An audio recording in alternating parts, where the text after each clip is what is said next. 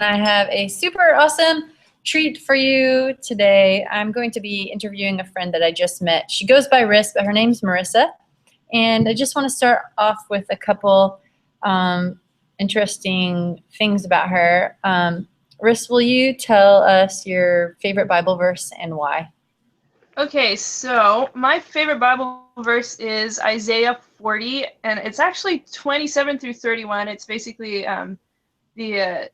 he'll give power to the faint and increase the strength of the weary, basically. And it's been kind of a help to me through all the things that I've gone through. And it's just something that stays the same, just like God stays consistently the same. So it's always helped me out. Awesome. And just to let us know a little bit about you and your personality, what are some quirky facts about you, or what is something maybe that other people don't know about you that you feel that now is the time to, I guess, get off your chest? Ready to go. Okay, so there's a few things. I collect red lanterns, not to be confused with the Red Lantern District. Oh, yeah. My favorite color is red. Mostly a darker blood red color. I have a black Christmas tree that is still up from 2 Christmases ago. That's quality. And I can do this. So, okay. Wow, that, I wish I could do that, but I don't think. I'm not that. Is there a word for that, like eyebrow dexterous or something? Yeah, sure. Cool. Well, I invited you on today because just as we were talking the other day, I was really impacted by your testimony and all the things that God has brought you through. And I'm wondering if you can share that with some of the girls tonight. Okay, so let's see here. Born and raised in a Christian church, Seventh-day Adventist.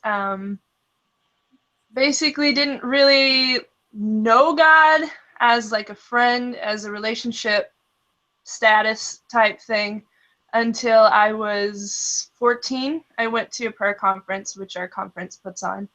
And basically, I was actually sitting listening to somebody else's testimony, and God became real to me just like that. And ever since, like, I mean, there's been ups and downs, but I've always known that I can have a real relationship with God, more so than just some Bible stories and scripture and whatnot. So you know that testimonies are powerful because that's one of the things that changed your life? Totally. It was open mic, and one of my friends that I just made that weekend went up to give her testimony. I had no idea of some of the things that she'd been through until she got up and told everybody. And I was like, wow, there's somebody that's going through the same stuff that I'm going through, and it changed my life. Awesome. Cool. So talk a little bit about your faith journey from when you were that newborn Christian and kind of how your life and your growth with Jesus went after that. So pretty much directly after that, I got really involved in church. Youth leader in my church, even though I was one of the youth. I enjoyed it. I got baptized actually the next year. I went up for an altar call at another prayer conference the next year. Got baptized by this really cool guy named Steve Hamilton. He's still active, actually in Colorado now. But basically, I was super active in the church until I was about 18, 19 maybe. I actually went to something called TBA, a Teen Bible Academy that we do here in California, as a student when I was 19, which is actually past the age limit, but I wanted to experience it as a student, so they made an exception. But after that, for some reason, my faith just kind of plummeted. And that was mostly due to not necessarily the plummeting faith, but due to doing other things other than church, which happened to be short track speed skating. My goal was to get to Olympic level, and I was headed there. I was headed there pretty quickly. Will you tell us what the short track speed skating is for people who don't know? Okay, so it's an Olympic, Winter Olympic sport. It's basically an eternal left turn. And you go as fast as you can, try to beat everybody. It's nothing like figure skating. I can't do any. If I try to do a figure skating move, I'd probably eat it really hard. But it's an Olympic sport. It's a lot of fun. It's fun to watch. It's fun to participate in, and I loved it. Really did. Loved going got fast. into that a lot. How old were you when you were getting into that? 19, 20. Mostly 20. I got serious about it. So it stopped being like, oh, this is fun to do, to like, I want to do this for the rest of my life, or be known for doing this. Right. So that was a fun time in my life, but as much as I tried to keep God kind of the center of my life, he didn't stay that way. And he got pushed further away when I started having heart issues. My mom took me into the cardiologist. I actually didn't want to tell her at the time because I didn't want to like lose my career kind of thing. But basically I was diagnosed with Wolff-Parkinson-White syndrome. Basically I was born with an extra electrical pathway on my heart. So instead of like electricity going this way, it's like going this way and like making my heart go crazy. So it would happen at the randomest times, passing out or losing vision, or just like it was sucky. So basically I was put on complete activity restriction. I couldn't do anything, which meant no speed skating, no training for speed skating, nothing like that. And that's when I went downhill. I forgot again the other part of my testimony. Yeah, when yeah. I was 18, I always do this. When I was 18, before I got really into speed skating, I had actually met 4 years before at my first prayer conference this really cool guy named Drew. And we hit it off really well. Had an awesome relationship, really awesome man of God. And he ended up asking me to marry him. It was June of, can't remember the year. Wish I could remember the year. But basically, 2 months later, I got a call from his brother. And he said that Drew had been in a car accident with two of his other friends. And basically, what had happened was he was hit by a drunk guy in a semi-truck on the way back from a Christian concert in Nashville. So I had a friend's wedding to be in before I could go see him. I was in the wedding. Ended up going from there to see him. He ended up passing away, unfortunately. And that was kind of like my first experience with depression and just total feeling like crud, I guess you could say. But that comes into play later. I guess back to my short track, post short track time. I was pretty down about not being able to do short track anymore.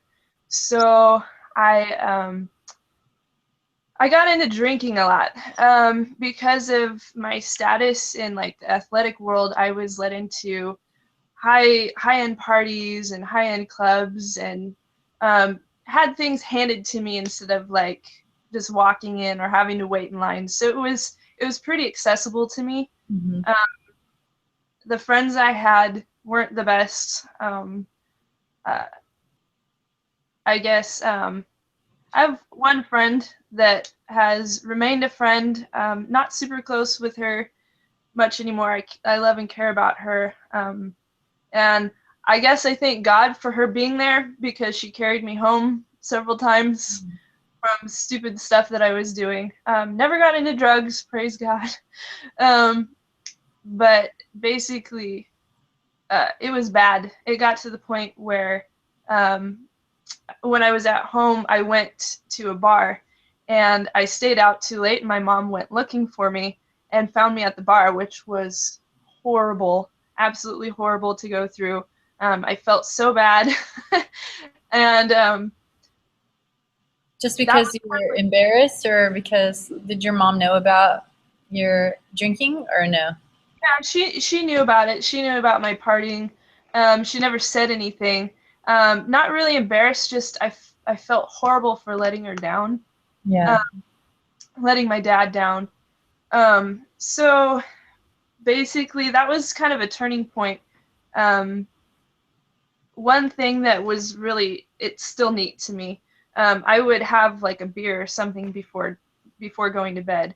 And one night, I popped it open and I got it here, and I was like, I really don't feel like doing this tonight. Like, not really like God saying put the beer down kind of thing. It was more like just lost all want of drinking, and that was kind of like the end for me. It wasn't like, oh my goodness, I'm gonna have to struggle with this. So I was pretty fortunate with that. Yeah. But from there, like, just kind of like not knowing where to go, what to do, wasn't in church really. My mom had to pick something up from church one night, and I decided to get out of the car with her, and they were doing a Taj Pakleb Revelation seminar, I guess you could say.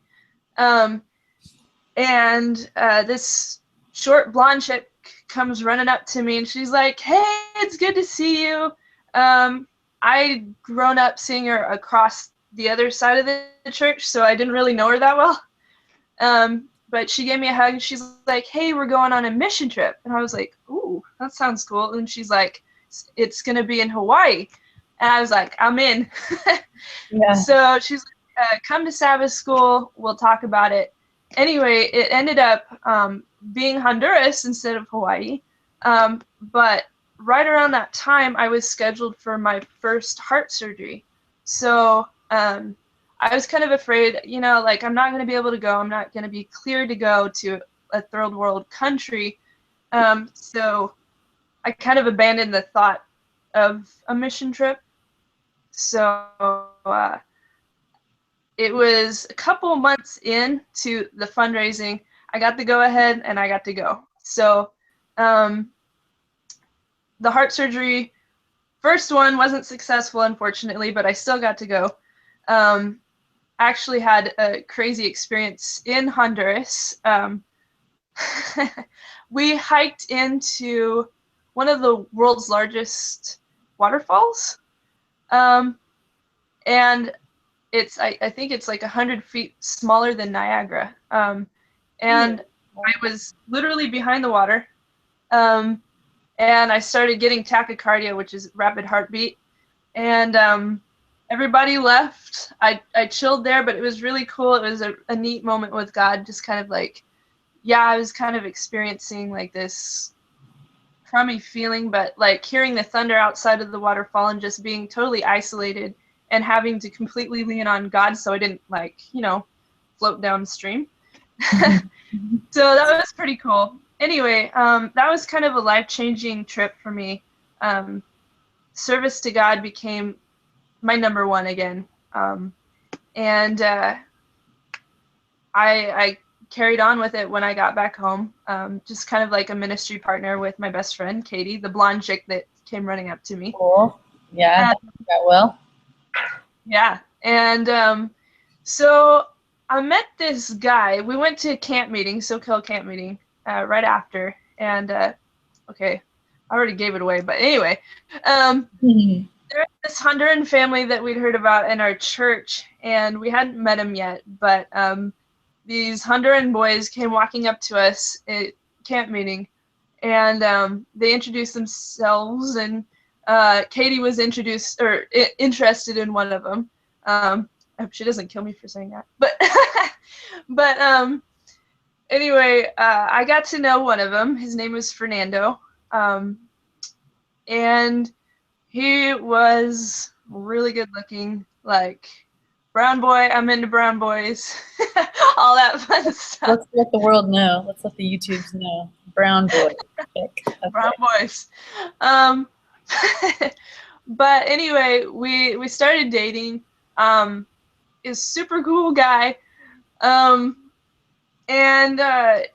we got serious, and he became the guy I knew I wanted to spend the rest of my life with. So this is a funny part of the story, but we were at a movie. We got out of the movie, and his car had been stolen. So he freaked out because he wanted to go to the Southern Adventist University. And that meant he had to go work and make a whole bunch of money really quick to get a car before he left, which meant I would have like 0 time with him before he went to the other side of the U.S. from me. So my parents devised a plan to let us spend time together. They took us to the beach, and while we were at the beach, he asked my dad if he could marry me. And on the way back, I got a call from the police department that they'd found his car, and it like put him in like super happy mode, and he popped the question right there and asked me to marry him. So I think it was 3 weeks after we were engaged, I left for Guatemala, and about halfway, another mission trip, halfway through that, he left for something called California Youth Rush, which is a program basically selling books door to door, or evangelistic literature and whatnot. And that was a 10-week program, so I got back before he did. And so when he got back, things had changed. Something was weird. He got really controlling. He was a totally different person. Not as God-centered as he was before. He got a job at the hospital right around the corner from me, and saw less of him. And when I did see him, everything was an argument. Just, it sucked. It started changing me. I started laughing at friends and my parents, just people that I really was close to and cared about.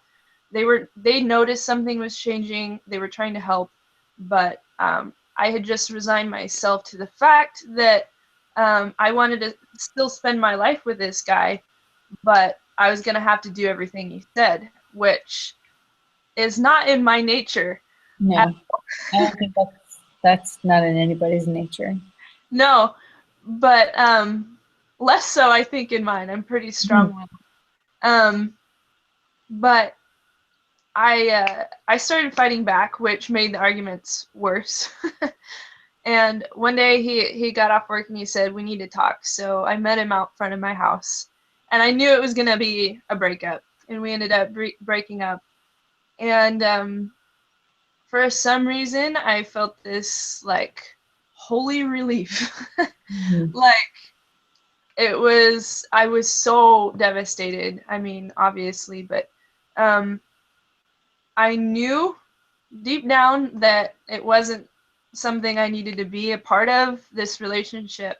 I still had it like every girl does in their head, in the back of their mind, like if something changes, if he apologizes, maybe we'll try to work it out. So let me stop you here and just ask you, you had already lost one fiance in your life to terrible circumstances. Was there part of you that was just like, okay, God had brought this new person into your life, so it must be for you, right? He's a godly man as well. Yeah. Were you fighting to hold on to that? Yeah, definitely. I mean, same belief, pretty much the same upbringing, only the difference being he was raised in a different country, but same family values, everything was the same.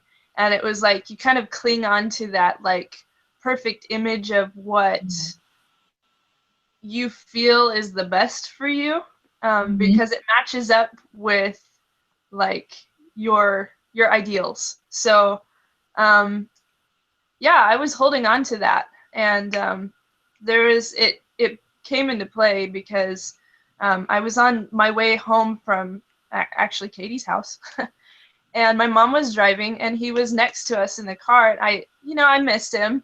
Like we ended on like, yeah, we're friends, still love you, still care about you, let's still talk kind of thing. So I decided to stick my head out the window and wave, which was really stupid. Because when I looked back, there was a girl in his passenger side. Oh, snap. No. And I was so shocked that like I kept waving. I was like, I can't stop waving. What in the world is happening to me? I was like stuck in this. But I leaned back in the car, just started crying, and my mom's like, what in the world's happening? Like, what just happened? You rolled down the window, stuck your head out, waved, and now you're crying. Like, what is this? So I told her what happened, and she ended up following his car. Someday he's going to find out about this. She ended up following. Probably tomorrow when somebody sends this video to him. Hi, Hi, Fernando. It's nice to meet you. She followed him, and the girl lived literally right down the street from me. So, injury. Yeah, that was something else for me. That's still like, it's crazy.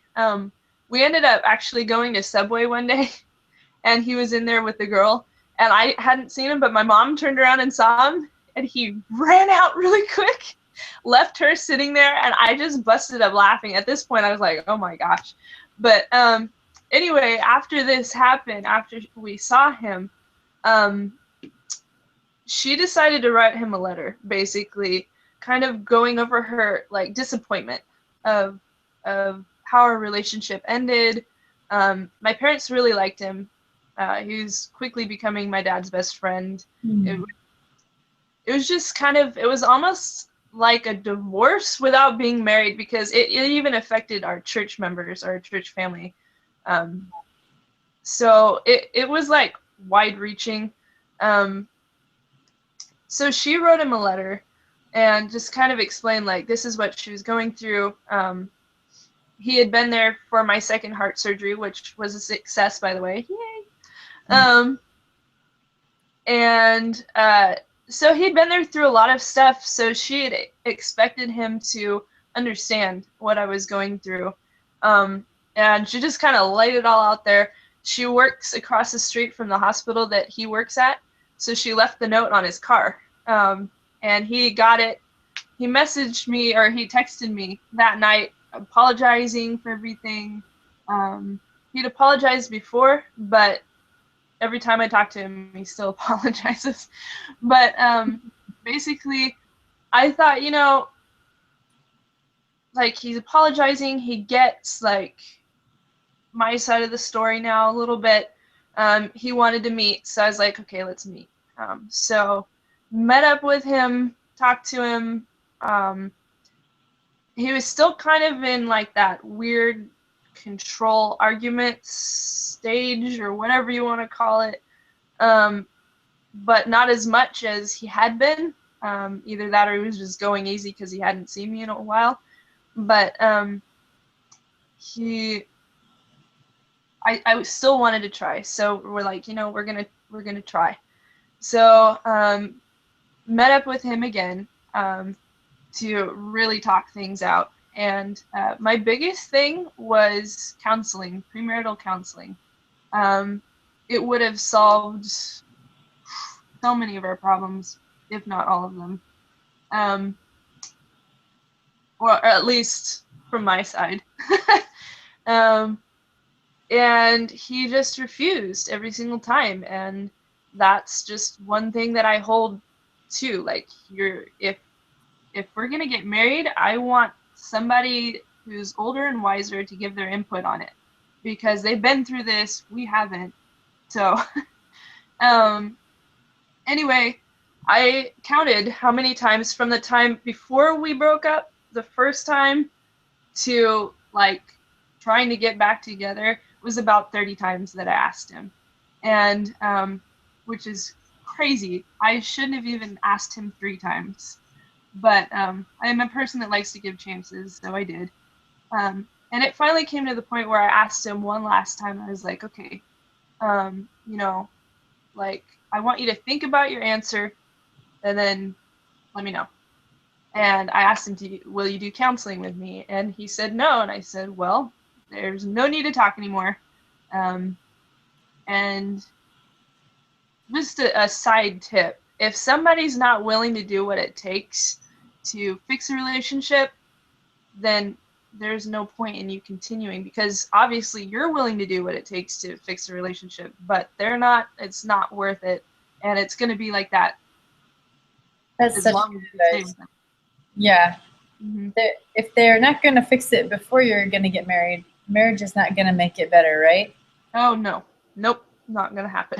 Mm. You're just going to be miserable, and I would have been miserable. But anyway, walked away from that. Found out 2 weeks later from somebody who will remain unnamed that he was seeing somebody else that he worked with before we broke up. So that right there was just like icing on the cake, nail in the coffin, done.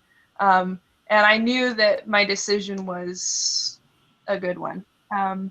And I've been asked if I would get back together with him. Nope, not going to happen. You should never do that.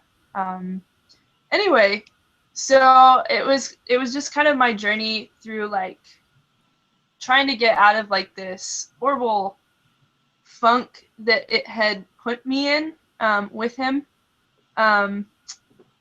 Threw myself into ministry, which was probably life-saving. I ended up doing a lot of stuff for a lot of youth events for a conference. I play guitar, so I was like designated guitarist. For every youth event in Central California. Yeah, pretty much.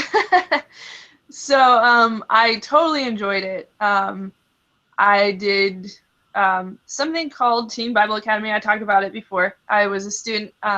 This time I got to be staff, which mind-blowing experience. I actually got more out of it as a staff member than a student. Wow, It was like, it was crazy because you learn things even from people younger than you, and so that's one thing. Like, I've opened my mind up to like, okay, everybody has something to teach you, whether it's a baby or it's somebody that's 99 years old. They have something to teach you. Hey, does Teen Bible, what's their website if people want to learn more? cccsdayouth.org, I think. Something like that? Okay, I'll look it up and put it in the links below. But Yeah. and is that only for Central California youth? No, actually anybody can come. Doesn't matter. We actually had some kids from Korea this past time. Not in my group, but we did have some Koreans in our group, but not straight from Korea.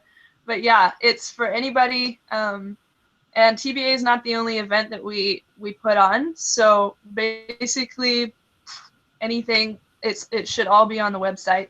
If I didn't give it to you right, I'll look it up and let you know. Okay. So that brings us pretty close to present day. What are you doing now? How did this propel you further into ministry, or what's your life like now? Well, like last year and this year, I did it again this past summer. I really enjoy caring for people. It's what I enjoy doing. I love people. I love meeting new people. I'm also a medical assistant, so I love everything to do with medicine. So I'm the one running around putting band-aids on boo-boos and wiping blood off of knees and stuff. So I enjoy doing stuff like that.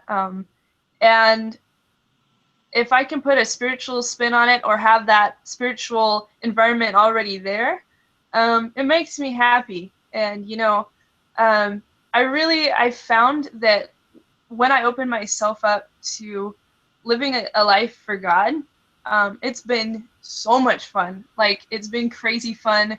Like, I wouldn't change any of it. I've gotten to do some crazy things, jump off some cliffs, climb some cliffs, fall off some cliffs on accident.